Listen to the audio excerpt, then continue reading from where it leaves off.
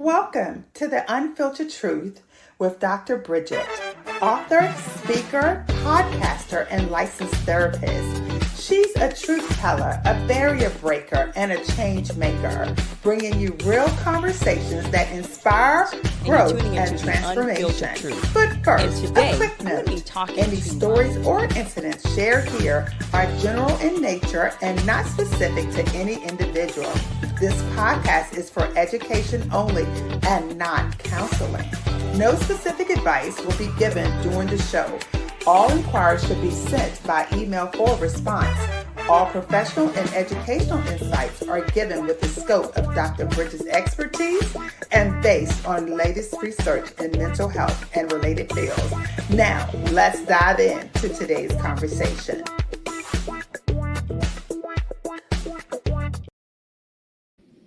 Welcome to the Unfiltered Truth. I am Dr. Bridget Williams. I am the host for today, and I happen to have a very special person here today. This is Delegate Bobby Orrock. He is going to be my guest today, and he actually just finished doing an election. And so I brought him on for many reasons. Number one, I knew he had been a delegate for at least 36 years. And I know he recently had a birthday last week. He's 70 years old, but that's okay. He's all right with that. But I really wanted to bring him on because I really wanted to get a little bit more deeper into understanding exactly what happened with the election, considering that it's really hard to unseat your incumbent.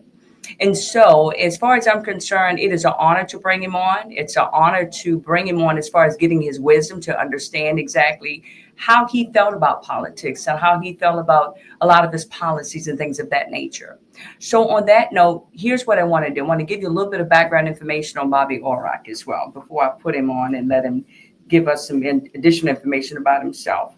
Bobby Orrock is a long-serving Virginia public servant known for his steady leadership commitment to community and decades of dedication work in the Commonwealth.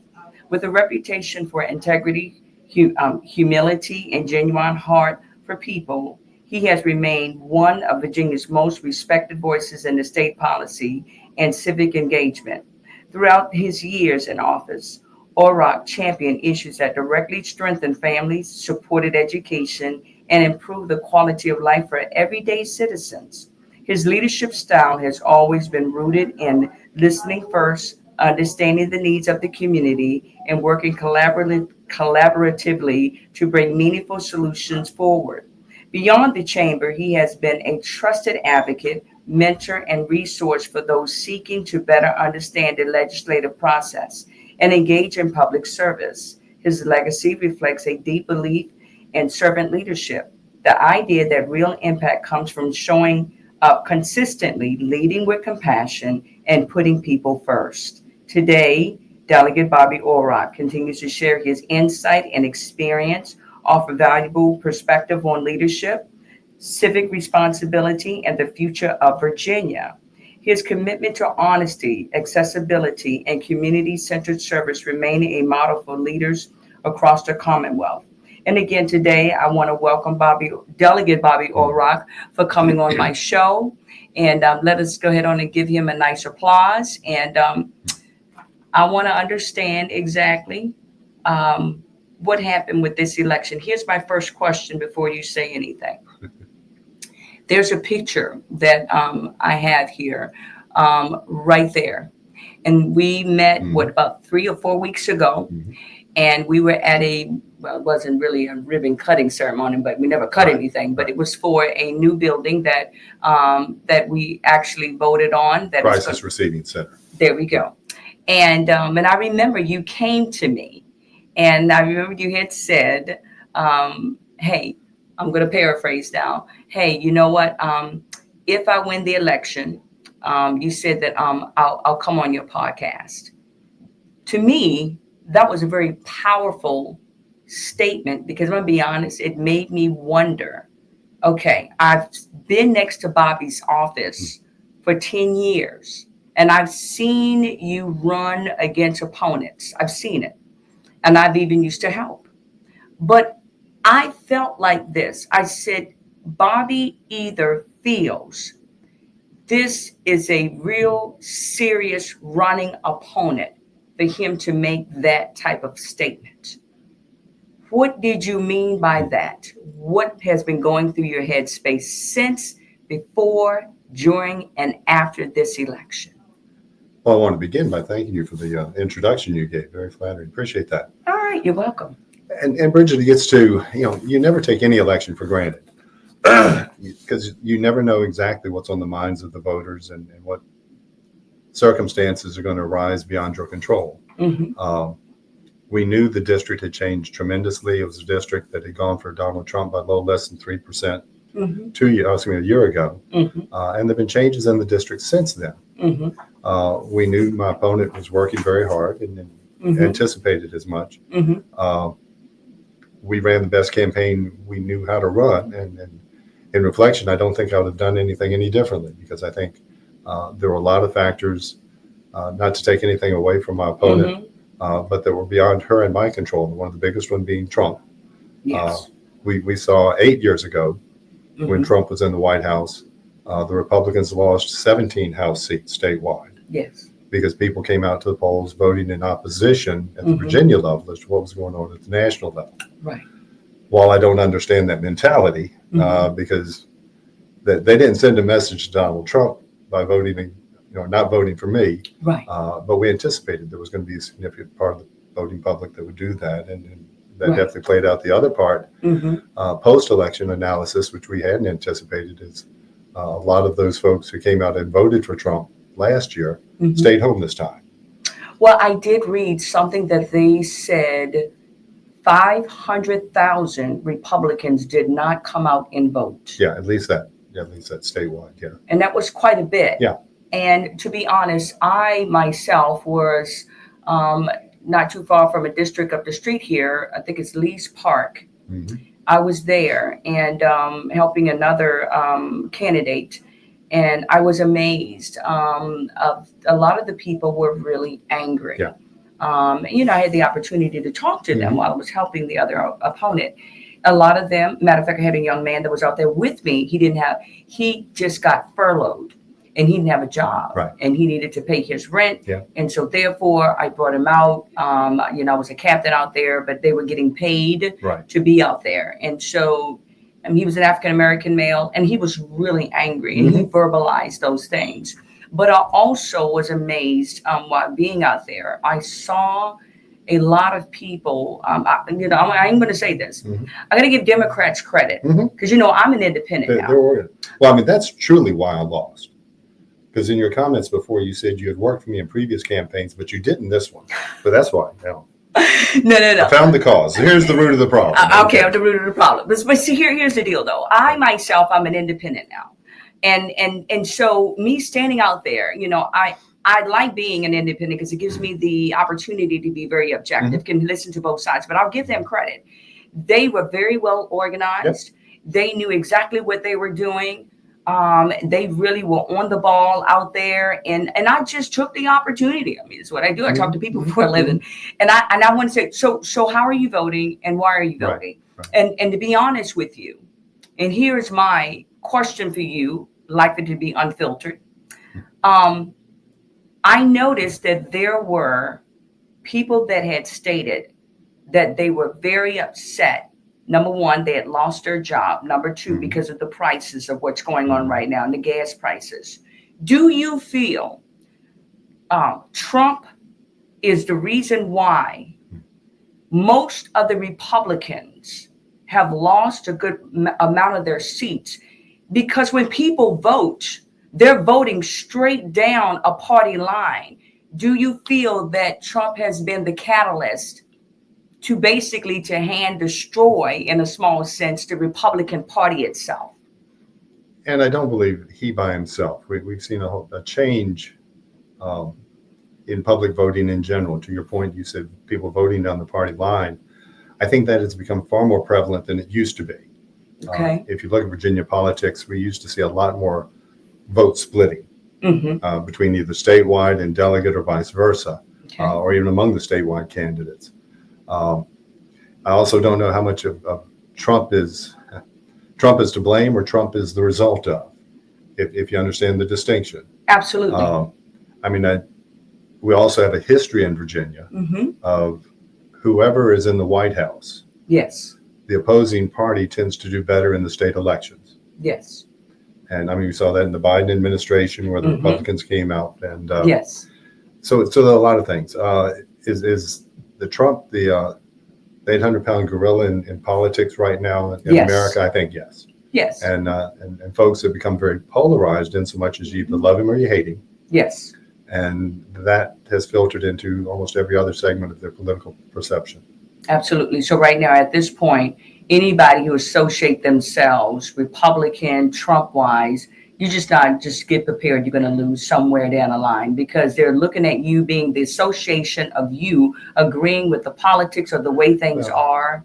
But I would take issue with that to the measure that I've never said that I agreed with his policies perspective, potentially only as it relates to the state issue. And I think that's the biggest thing that has changed is where we're seeing so much of the federal angst and animosity is being foisted on the state level, even though it's totally different, government. I found it interesting locally that didn't trickle down. I was glad to see to the supervisor races. Yes. That because Lori Hayes, who was endorsed, and Chris Jakubowski, although very close, they both prevailed. Yes. And they both did better than I did in those precincts. And so we saw, I guess, some vote splitting there. But I think it is that people feel the state is more potentially able to be held to blame for what's going on in Washington. Right. Absolutely. So the other piece that I'm curious to know, do you feel that you became maybe possibly a little bit complacent? Because sometimes, again, I have not ran for office, thinking about it, but I have not ran for office. When you're so used to going into your own district and people know you and they're automatically, you kind of know that they're probably going to vote for you. You do that. You tend to stay in certain areas that where I got this. Did you go into other areas maybe where your opponent did not go in? I don't feel I ever became complacent, to your point there, Bridget, that I've always recognized, you run every 2 years and you have an obligation to serve as best you can during that time and make yourself available to the people. Yeah, we did door to door. You did. In neighborhoods that we hadn't, traditionally been necessarily. I was not able to get out as much door to door for several factors during this time, but we had surrogates going out extensively. We also I spent more in this campaign in direct mail and other media than I've ever spent before, and was still outspent 5 to 1. So it was, we tried as best we had with the resources we had and with my time availability. And I've never taken anything for granted insofar as because of what I've done in the past, people are going to be there with me this time. Right. So, I've always tried to make myself available and encourage them through a couple of media posts that I did, that if people had questions about my record that was being brought to bear by my opponent, to reach out to me, and I'd be glad to explain how that my record was not necessarily being accurately portrayed. Okay. All right. And we will get into some of those things that I want to bring to your attention as well. Thought you might. That's okay. That's right. So on that note, though, what I'm getting from you is that, hey, look, I took this serious. I said I did everything there was to do. Were you surprised that you did not win? Yeah. I mean, we knew from the get-go it was going to be a close campaign. For one, the Trump voters, only a 3% margin. We knew the district had changed demographically. We knew my opponent was going to be working harder than probably any I'd ever had before. We didn't anticipate the amount of money that she had at her disposal. I don't think it made all the difference. I think it made some difference. Right. We had done some internal polling, and the numbers actually 2 weeks out looked much different than the final outcome. Right. But no, we didn't take anything for granted. We did anticipate a victory celebration. And we were kind of surprised by it, but there were a lot of other delegates around the state. Candidly, going into the election, we anticipated we'd probably lose 3 to maybe 5 of our House incumbents. So y'all were prepared for that. We were prepared. We didn't expect to lose 13. 13, that's quite a bit. So I am curious to know, out of those 13, I was amazed to learn, I think his name is Don Scott, that he was, I guess I'm going to assume that he had been helping to make sure that these candidates, they must have really had a really good strategy compared to the rest of the Republicans for them to pull off that 13 seats. Well, the House Democratic Caucus was very organized in trying to pick up as many seats, and they targeted those 13 seats specifically from the outset. Okay. And between the Speaker, Don Scott, and then Dan Helmer, who was their caucus, I guess, coordinator. But every one of those 13 seats had millions of dollars dumped into their campaigns against them. Some of the Republicans were able to generate enough funds to try and match that, but it just the other thing in all 13 races, the issues that were being used against us were pretty much all the same. So. Okay. So on that note here, the fact that you have served for 36 years, that's a long time. And I've been blessed. Yes. I can imagine that the people that are in your district, that they probably are in shock. It's a sobering experience. Do you believe in term limits? No, I do not. And that's not just because I've been there forever. If you think of term limits objectively, there are three entities in any political world, state, federal, otherwise, that are going to control the policy outcome. That's going to be your legislators, it's going to be your bureaucrats, and your lobbyists. And they're going to be working full time during that session to get their cause through. There's only one of those entities that is accountable to the voters. The bureaucrats are there with a focus because they got into that area because that was their heart, their passion. So they're not necessarily going to see it in an objective view with the other policies that are coming. The lobbyists also have a specific cause that they're hired to promote. So the legislator needs to be the objective arbiter and accountable to the public. I will tell you that during my tenure there, the longer I've been there, the more I understand how the process works and understand the rules. Also, it gives me the advantage over time that I understood which lobbyist I could put more credibility in what they shared with me than others. And then similarly with the bureaucrats. Bureaucrats, we tend to put a negative connotation potentially, but their heart is in that. You understand some that can see the world more objectively than others. And so I think having that tenure of knowledge and background and experience made me a more effective legislator. I've seen from some of my peers and going to national conferences from other states, Florida being one of the specifics that has term limits. Their legislation frequently is more addressed at trying to undo public policy changes that were done by bureaucrats and or lobbyists of a previous session. And then I've always felt my term limit is 2 years. We just found that out this year. You know, my voters told me they didn't want to give me 38 years. And that's how it should be. You know, I'm held accountable every 2 years. If I haven't done a good job, they should vote for someone else. Well, that's true. I do believe this, though. I believe that once a person stay in office for so long, I'm not saying this is you, because I've seen it, where they totally forget what the objective was while they went there. And we've seen some of that. And I think it also, and I will draw some distinction between Virginia and Washington, because in Washington, those legislators, it is their full-time job. It is their main source of income. That does affect, they need that job. So they're going to have to do things to make sure they get back in office. In Virginia, it's a part-time legislature. I don't know how many folks realize. A delegate makes $17,640 a year. I know, you don't make a whole lot. We do get a monthly office allowance, but it takes us away from our home for 2 months out of the year. So this is not your main gig.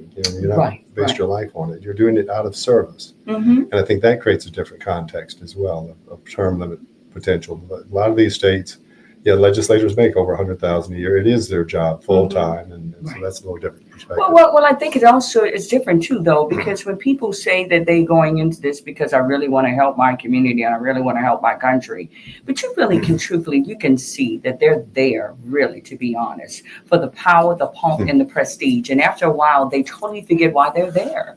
And I just think, I do believe it. I mean, you got somebody who's like 96 or 92 years old, Chuck Grassley. You've been older than dirt, and you have the nerve to be still sitting in office. Like, you're making money hand over fist. And matter of fact, you just got checks just sitting around in the corner somewhere. It comes to a point in time when the people want either somebody new, or you've got to have enough decency and be honest with ourselves. Am I really being effective for my community? And people have asked me through the years, why do I keep doing it? And I say, the Lord and I've had that conversation every 2 years. Right. And so that's always been from my first election on. We prayerfully consider personally and with my family and put myself forward. But you are correct. Some of the folks who stay there a long time, somehow they think that's their power. That's it. And fortunately, I've remained humble because of my family and because I have mirrors. I can see, oh, yeah, you need to be humble, Bobby. But I will share, I had a specific instance here at Spotswood Elementary several years back where I was speaking to the elementary group in an assembly. And the teacher in her introduction read my whole bio, chair of this and serving on that, yada, yada. And when she was done, this one little girl in the front row pipes up, wow, you're really powerful. And of course, there was a part of me go, okay, yeah. But I shared with her. So, Miss, I said, thank you for that. I said, but no, I'm not. And she looked at me, and the teacher in particular looked at me.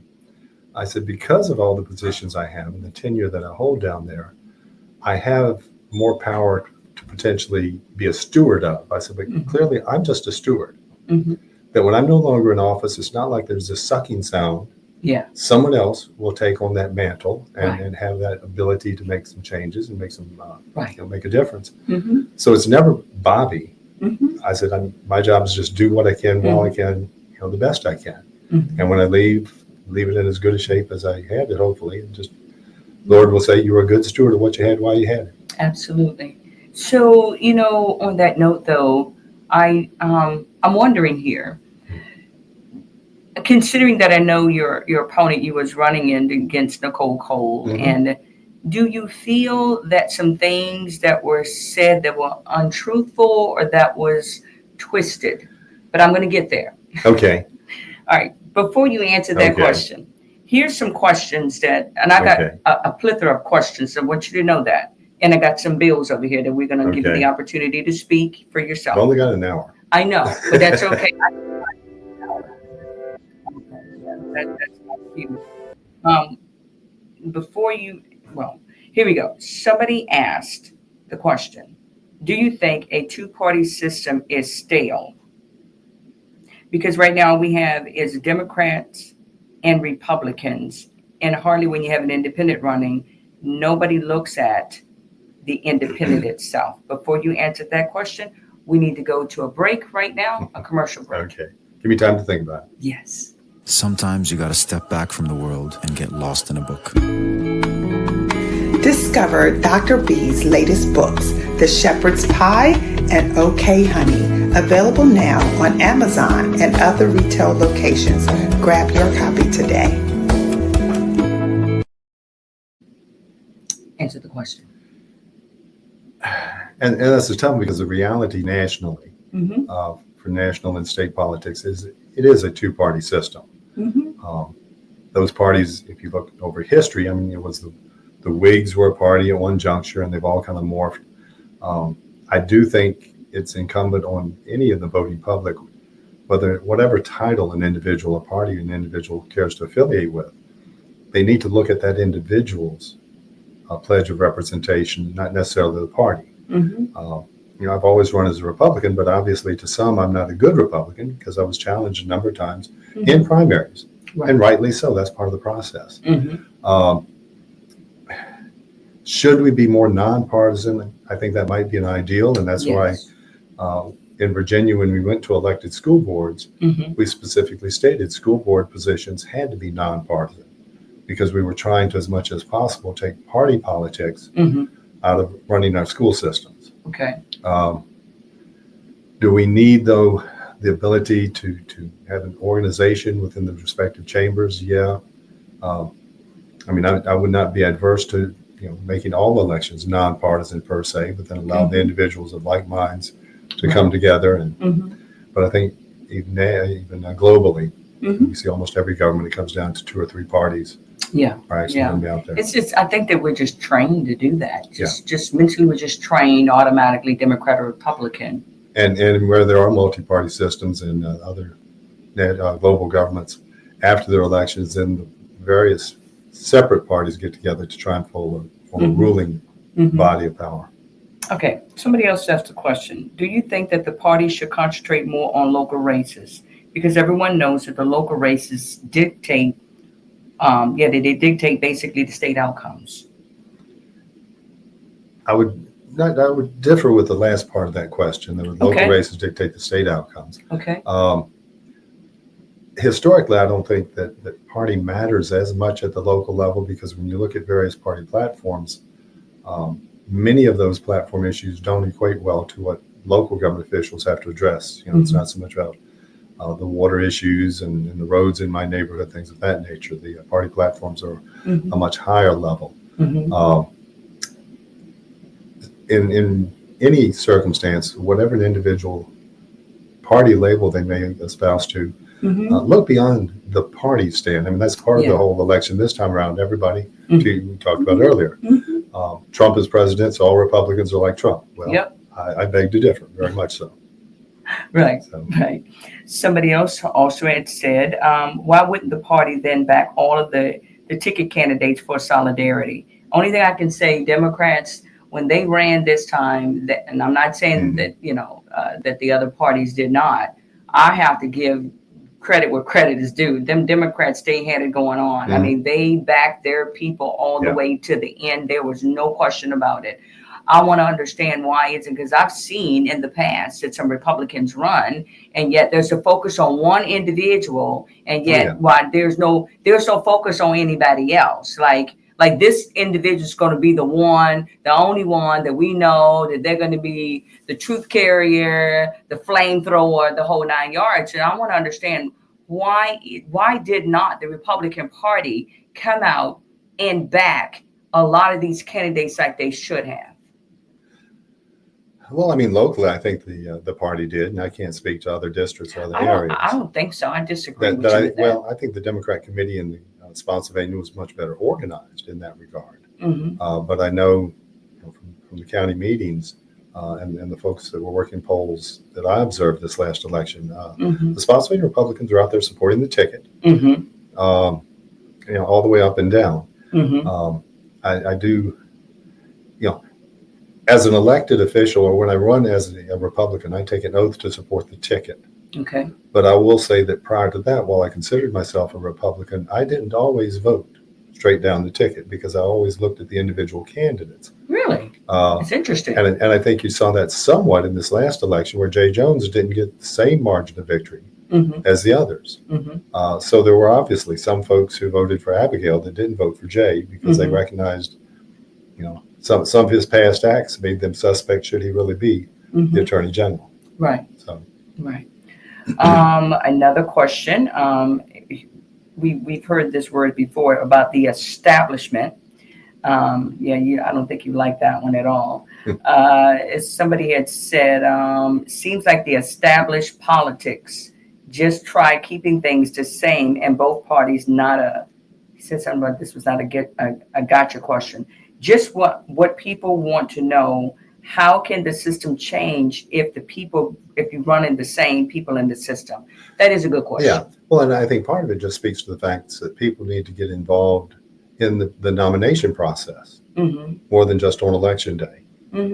Because I think what has happened to a large extent in both parties, and I saw this, going door to door, people would say, you're a Republican, I'm there, but you didn't get involved in who the candidates that were going to be running for you were. So if you don't like the candidates that the party is putting out because they're establishment, then you need to get involved in the nomination process and in your local committee, whatever the party may be, because that's going to determine. If you want to go back in history on this, how did Trump get the nomination the first time he ran for president? It's because I think a lot of people didn't go out and vote in the Republican primary. And so we got him as the candidate, and then went from there. Well, here's the other part, though. As I'm sure everybody knew this. I mean, he was a regular Democrat, but he knew he could get those votes if he ran as a Republican by the evangelicals, and so that's why he did what he did. We know that for a fact, but that's here nor there. Right. We got what we got, and it is what it is. And so, on that note, I know that there was a lot of controversy. To be honest, I'm not even in your district. Just want folks to know that he's not in my district. She didn't have the chance to vote against me. Yeah, I didn't get a chance to vote against him. No, I did not. But here is I had a person that's one of your constituents that sent the following bills to me that they felt that you voted against. So I know you say you've been in 36 years, so you've got to remember. Okay. House Bill 1716, the contraception established the right to obtain applicability enforcement. You voted against it. So is that the one, contraceptive Bill of Rights, basically? Yes. That's because the current language is too extreme. We had offered amendments on the floor to make it a bipartisan bill, because philosophically I agree with what the bill was trying to do, but the language as it stands right now gives the woman 100% dictating what type of contraceptive she wants. To that point, if she goes to a doctor and requests a type of contraceptive or contraceptive device that, in the doctor's opinion, is not in her best health interest, because we know there are certain medical conditions that dictate you shouldn't take this contraceptive or shouldn't use this one. Okay. This bill doesn't allow the physician to tell the woman that. He can tell her, but he still has to give her what she asked for. We proposed a floor amendment that would address that. Okay, and what was that? With the language of it, to paraphrase, was she would have the right to ask, but with medical consent. And the doctor would have to offer her an alternative where she would still be able to get contraceptives, but not necessarily the one she asked for. The Democrats passed that amendment by because they were adamant, and my personal sentiment is they wanted to make it a campaign issue, not a true women's health issue. Okay. Because the amendment we proffered would have passed on a bipartisan manner. Okay. But they didn't want that because they wanted to use that in this current campaign cycle, and they did it very effectively. Okay. So you got your answer. That one. Okay, well, you got your answer for that one. Okay, then we have the House Bill 1, unborn children. We're construing the word, quote unquote, person under Virginia law to include. Did you voted against that? Oh, thank you no, actually, I voted for that. Did you vote for that? Because that was the 2012 session. Okay, correction. And Bob Marshall had put the bill forward, I believe. The intent of that bill was to not ban abortions, but to create a circumstance whereby if a pregnant woman was killed, either in an auto accident or by an abusive spouse, that you could level charges of 2 murders. Yes. If she was killed and killed the unborn child. Okay. If you look at my record, that was the only time I voted that way because I have never supported an abortion ban.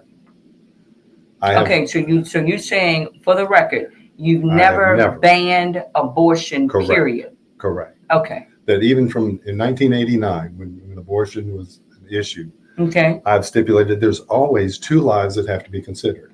Okay. You can't go all one way or all the other. Okay.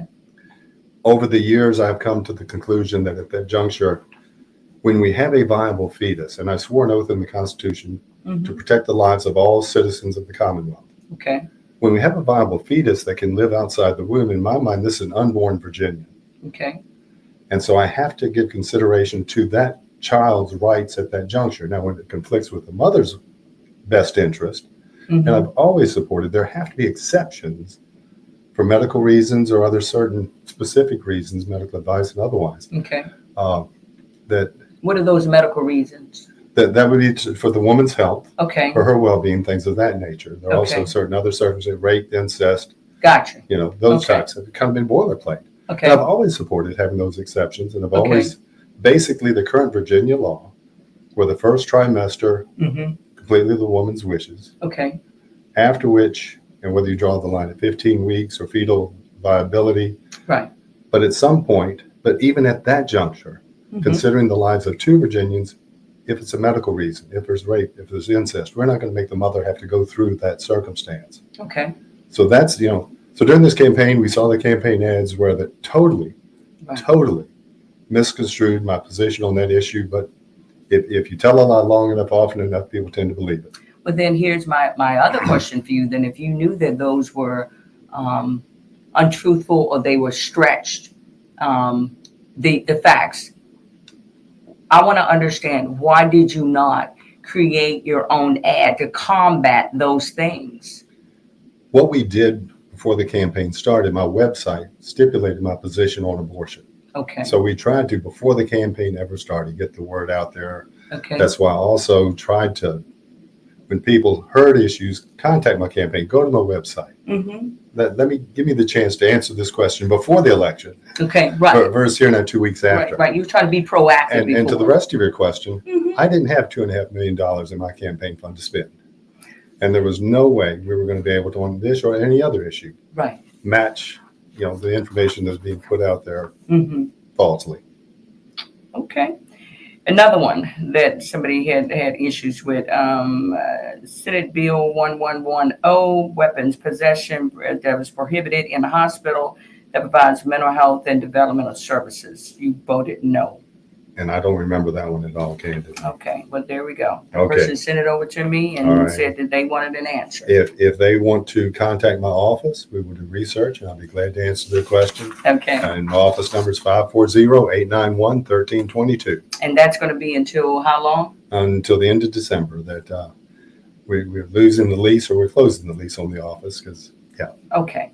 Here's another one. Senate Bill 883. Firearms purchase, etc., assault and battery of family member or an intimate partner penalties. Yeah. You voted no on this. that's Do you remember another one. this They'll one? need to, not really, they'll need to call me back on that one too. They'll need to call you back on that one too. Yeah. You don't remember that No, one? I don't. Okay, all right. You said, well, I know you've been in office for 36 years, so you probably passed a whole lot of stuff. Well, there's only about 3,000 bills in any given session. Okay. So, yeah. All right. House Bill 2769. It's got life or health insurances, unfair discrimination, pre-exposed. I don't know exactly what that is, for prevention of HIV. They said you voted no to that. They want to understand why did you vote no to this? I've got to do my homework. You got to do your homework on that one too? Yeah. Okay. All right. If you leave this for me, definitely. then we'll look it up. And so if they I definitely will. I'll leave this. Would you like these right here? Yep. You're very welcome to have those right there. Now, as far as I want to know, how did you get into politics? Who was a mentor? My late wife, Betsy, was very much the political animal. I was not so much. Mm-hmm. My father was actually on the board of supervisors in Caroline. And as a kid, when I was growing up, that kind of jaded me on politics, because I would kind of say, Dad, why do you put up with this mess? Mm-hmm. He would come home from board meetings and, be foul mood and whatever. Mm-hmm. But as my wife and I, we had 3 young children. She was finishing up her college degree. I was teaching Spotsylvania High School at that time. Mm-hmm. In order to make ends meet, I was working Kings Dominion weekends. I was driving charter bus part-time. I was also involved in the rescue squad, Ruitans, church, and kind of noted what government was doing to me rather than for me. There had been several major tax increases in the mid to late 80s. Mm-hmm. And I was getting a little frustrated with that. And the gentleman that represented us that time, very nice fellow, but we almost never saw him because the political dynamics, you saw about the partisanship. And in the mid 80s, Virginia was run by the Democratic Party. Okay. And if you had their nomination, you didn't need to get out and campaign too much. Okay. And so initially I got involved in the Republican committee in Caroline. Mm-hmm. And the district at that time was Caroline and Spotsylvania predominantly. Started going to some of the Spotsylvania committee meetings, looking to try and find someone to run against the gentleman. And people started encouraging me to run. And kind of like I said earlier, Lord and I had a long conversation, and he won out. And my own political advisors had told me when I started out that I was probably going to lose by 3 percentage points, but I'd be ready to beat him in 91. Okay. And I think he took me for granted because he didn't do much of anything. And I was out there door to door, and because didn't have any money, but we won by a little less than 1 point. So it was a close one. Really? Yeah. 1 point? Less than. Less than 1 point. It was tight. Oh wow, that was a real tight race. But that also told me, as a result of that, Bridget, so the first 2 years in office, I reflect back, and I can't tell you a single person that came to my office who didn't tell me they voted for me. Oh. But remember, half the people didn't. So one takeaway I had from that, I would think, half y'all people are lying to me.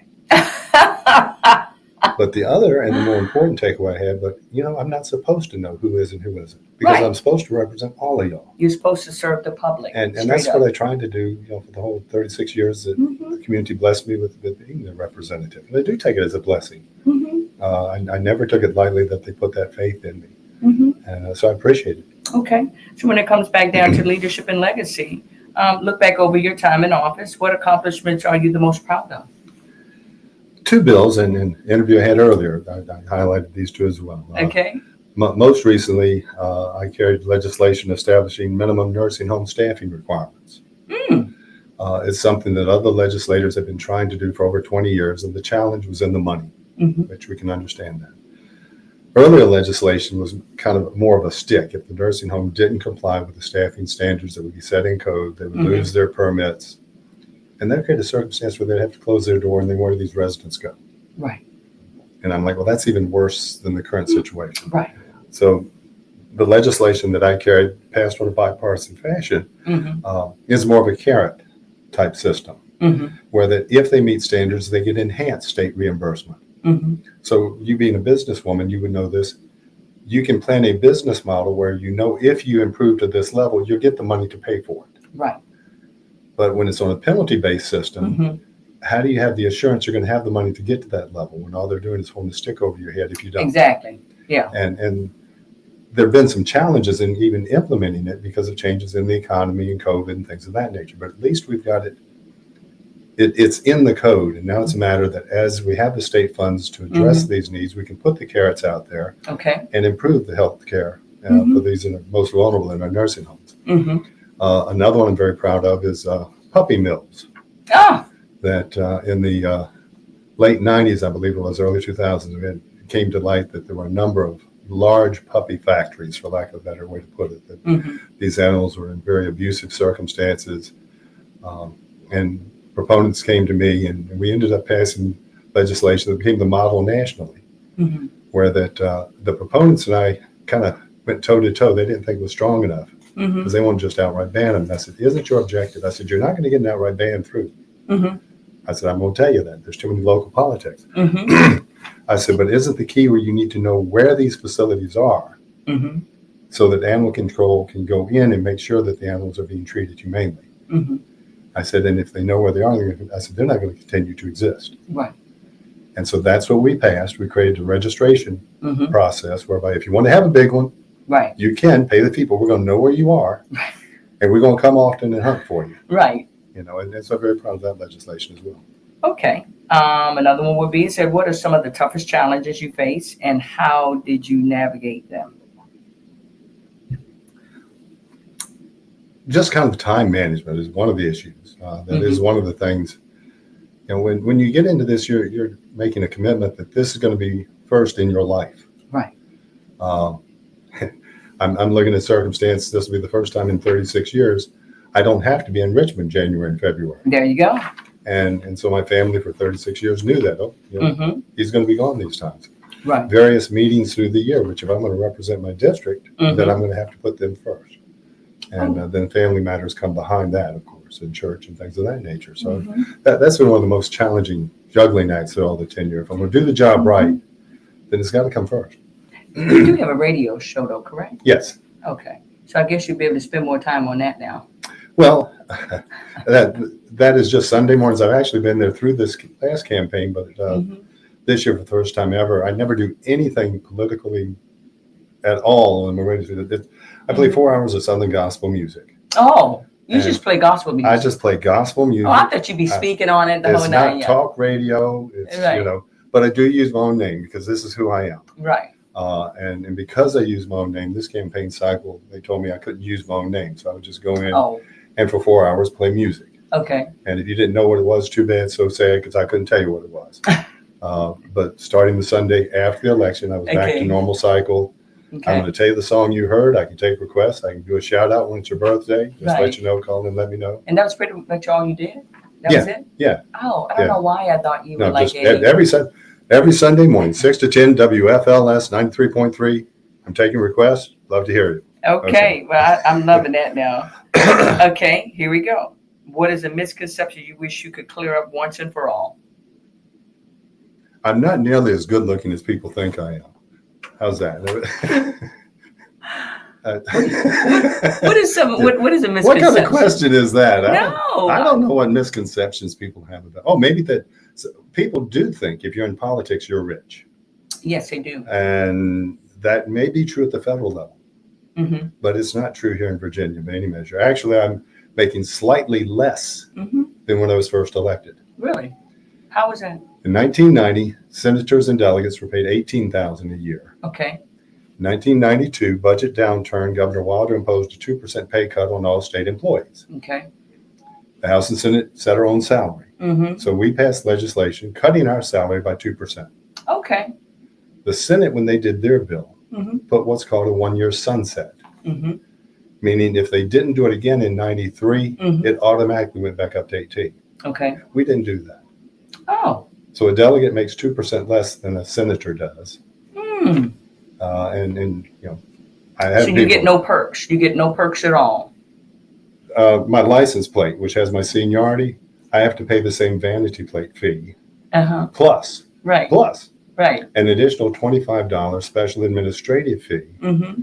for DMV to come and deliver it in person to me during session. Oh. And so, no, it's not a perk. It's kind of the Okay. opposite. Okay. I mean, it has given me opportunities for things that with me and my family would have never had otherwise. Mm-hmm. I'm very thankful for that opportunity. Mm-hmm. But yeah, if you input the money, the only other thing else we get, and it is reported on our W-2, we get a annual office stipend, Okay. which What many is of the that? about $40,000 They give you $40,000 to run your local office, to run your local office. which many of my peers don't have a local office. It's in their home. So what that means So is that they get to means they're pocket that getting money. fit right. But I have always, as you know, being my neighbor Yeah. here, Yeah. I have local office. Mm-hmm. This hasn't gone in the Bank of Bobby's retirement fund. Right. Because to me, it's like, well, the state gave it to me for this. That's what But I'm that's supposed true. to use it for. That's true. So- And that's what I was talking about. Some people, they're there for the pomp and the circumstances and the Yeah. power. Yeah. Or sometimes I'm sure it's very natural for someone to be sitting in a seat for so long that we get this attitude and idea. Why are you running against me? Why are you running for the seat? Mhm. Well, you totally forgot. That's a public seat. Yep. That's not your seat. And so you can't get mad at somebody because they're running for the seat to serve the public. But I had people I know that voted against me this time because they felt I'd been there too long. You know? Mm-hmm. And that's their right. Right. Gotcha. Doesn't necessarily mean it feels the sting doesn't hurt. Because I know that, when you put your all into your job, that right there is what you're looking at. It's like, wow, that's how you guys feel? Okay, But- I get it. But you never should run for public office if you can't stand to lose. But there we go. Oh, yeah. So, definitely, You know. definitely. Okay, then here's another question. From your vantage point, what do you see as the biggest issue facing Virginia today?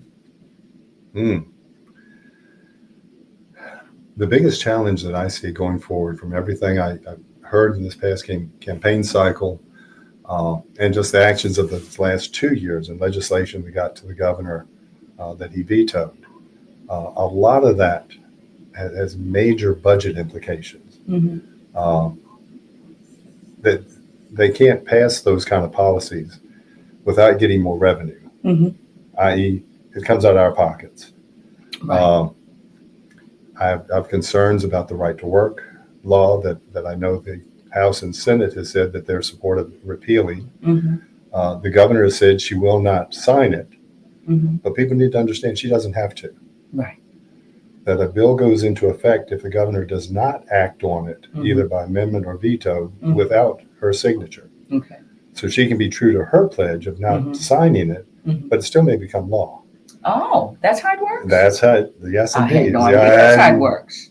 That's probably not by accident, but anyway. No, I didn't know that. And so my concern is, if you look at states that have been in the top 10 best places in the country to do business, they haven't increased the minimum wage to the extent we're talking about. They haven't repealed the right to work law. Right. They have a business-friendly environment because they know at the end of the day, businesses bring jobs, jobs bring income, income brings tax revenue. Right.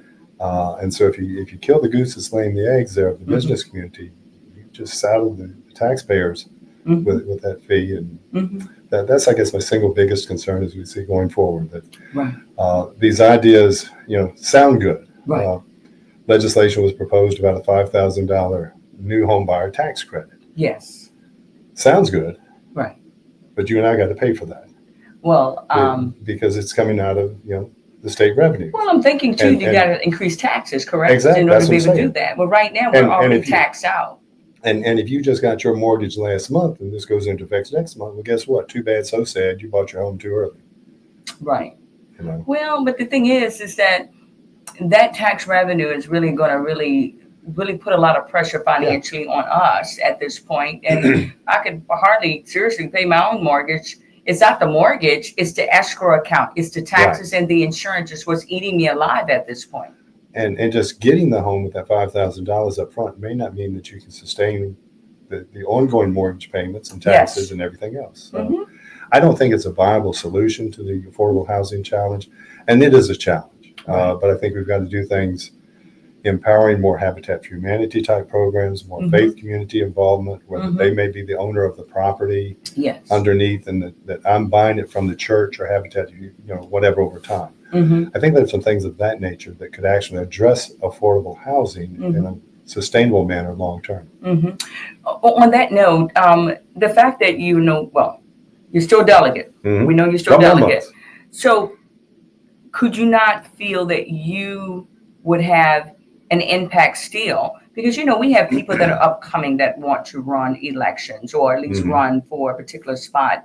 And I think, it would be really important to have someone as yourself that even though you've been in office for 36 years, that you could have a huge impact on someone wanting to run and being able to encourage them and mentor them.